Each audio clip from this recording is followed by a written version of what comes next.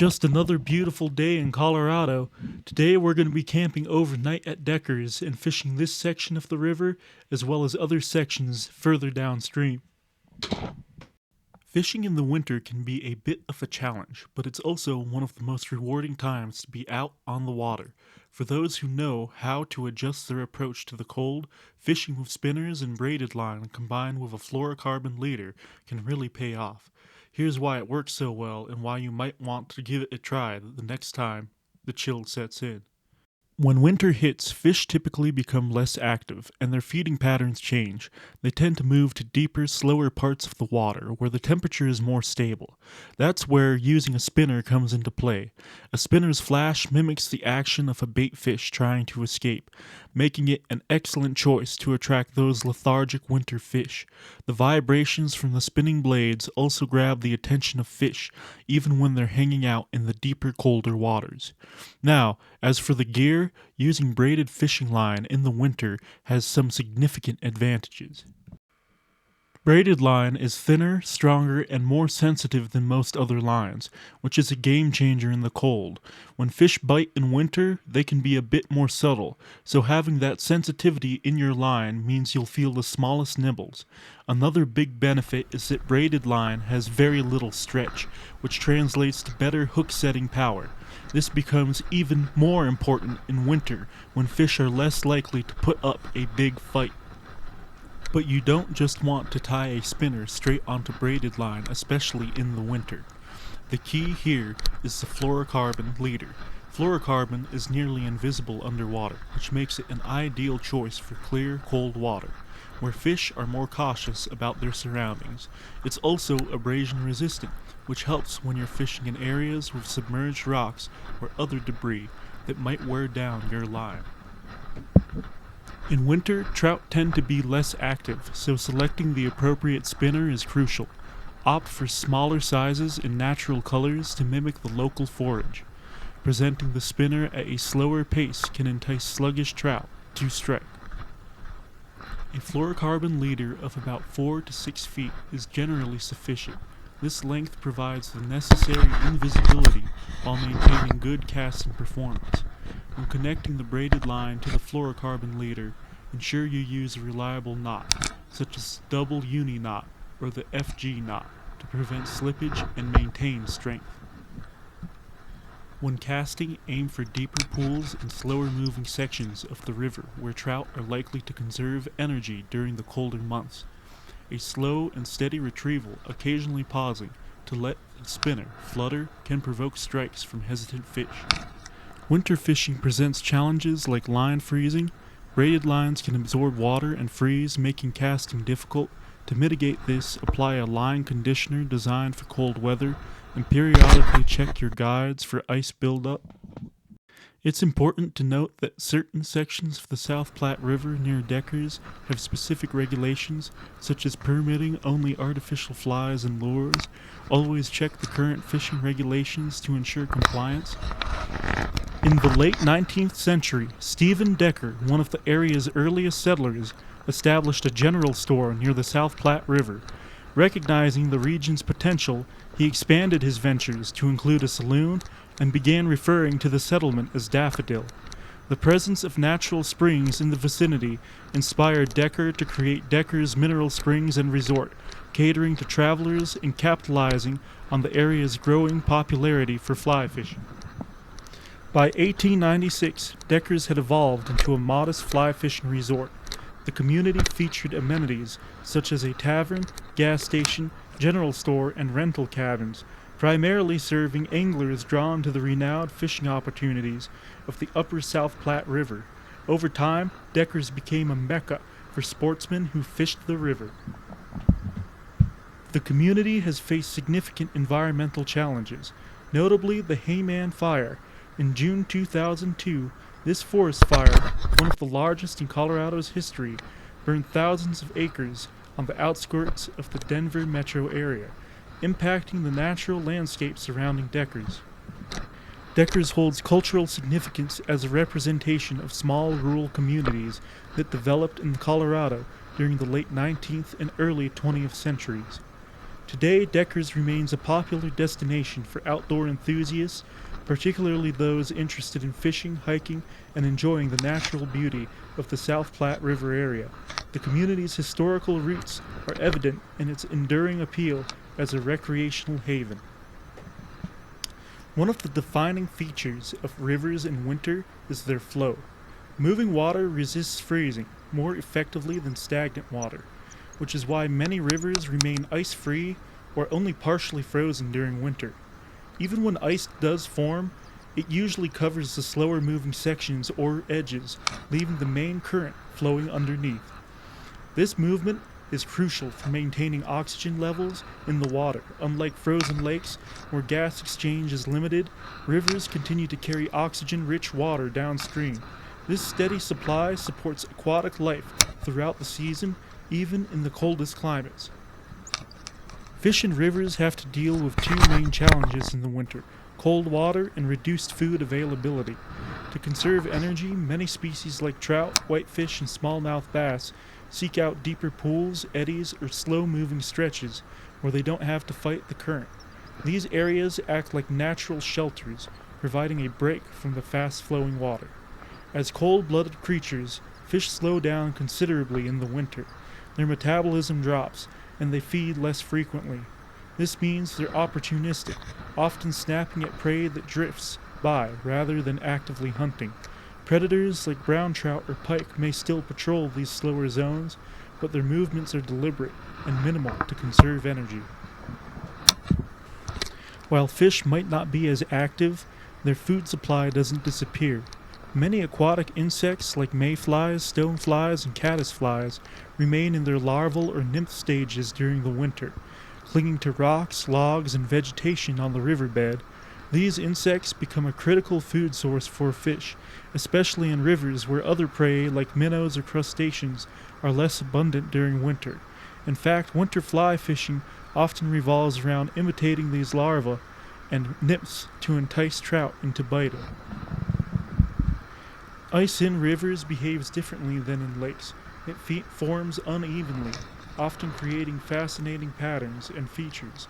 In some cases, Frazil Ice, tiny ice crystals that form in turbulent, super cold water, can collect and create slushy layers on the surface or around rocks.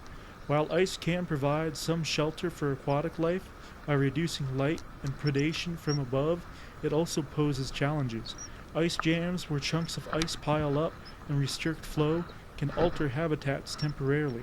They might create areas of low oxygen or force fish to relocate to more stable sections of the river. In rivers, aquatic plants and algae play a lesser but still vital role in winter. Submerged, vegetation may go dormant, but it doesn't disappear entirely. Hardy species that survive in cold, flowing water provide shelter for insects and small fish, adding another layer to the food web. Algae can continue to grow in rivers where sunlight penetrates the water, particularly in clearer stretches. This slow but steady growth helps maintain some level of productivity in an otherwise sluggish ecosystem. Oxygen levels in rivers during winter are generally higher than in lakes, thanks to the constant mixing of water. However, in areas with heavy ice cover or where organic material decays in slower sections, oxygen can still become limited. Temperature gradients are less pronounced in rivers than in lakes. While the water closest to the surface can freeze, the flowing nature of rivers prevents the same kind of layering seen in still waters. Instead, the temperature is relatively uniform, hovering just above freezing throughout most of the river. The underwater world of rivers in winter is a testament to resilience.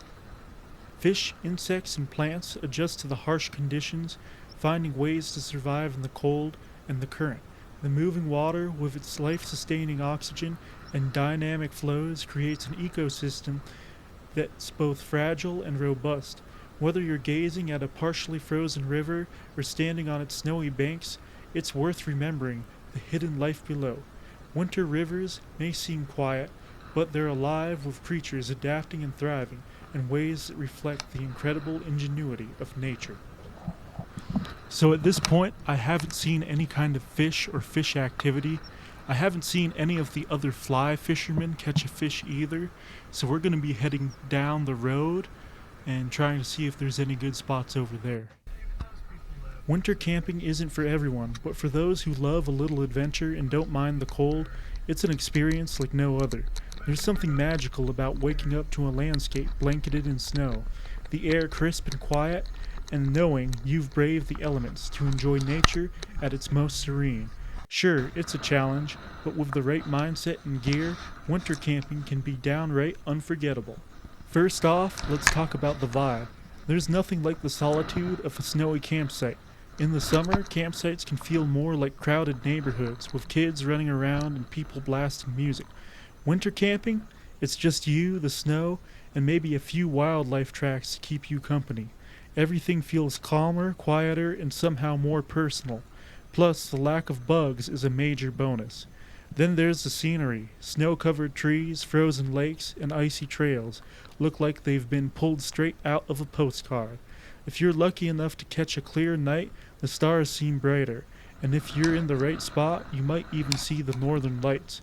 It's like nature's way of rewarding you for toughing it out. Let's be real, winter camping isn't easy. The cold is no joke, and if you're not prepared, it can ruin your trip fast.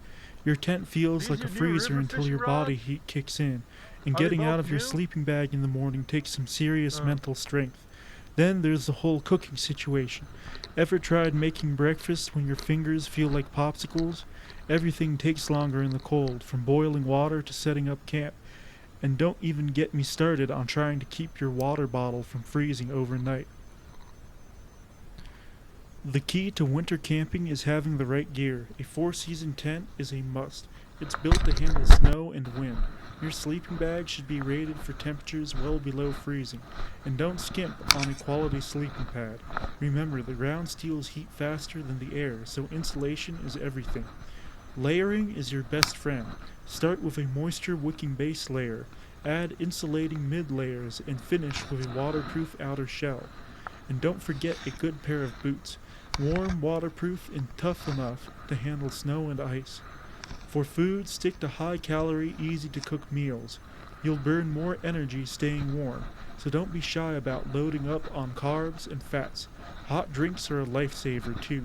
There's nothing like a cup of coffee or hot chocolate to warm you up when temps drop. Winter camping is one of those things that makes you feel alive. Sure, it's tough, and there's a special kind of satisfaction in knowing you face the cold and come out stronger. Whether you're hiking through the snowy trails, sitting around a crackling campfire, or stargazing in the stillness of the night, it's an experience you'll never forget. We weren't able to catch any fish on the first day, but we do have macaroni and steak, and it also looks like the moon just came out, and we have a full moon, so it's really bright outside.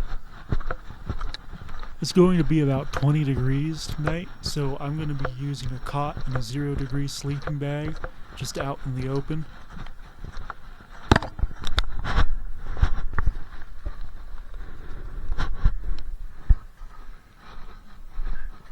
It's good, right?